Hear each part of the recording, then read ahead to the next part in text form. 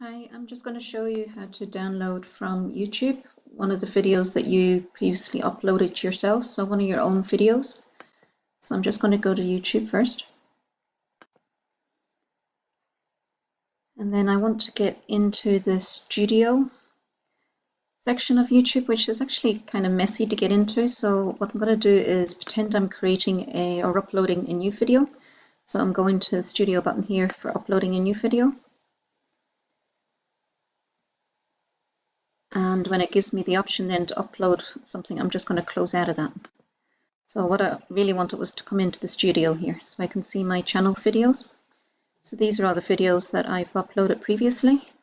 And if I just scroll across one of them to the ellipse, the three dots, one of the options there is to download. So that's how you would download a video that you previously uploaded to your own channel on YouTube.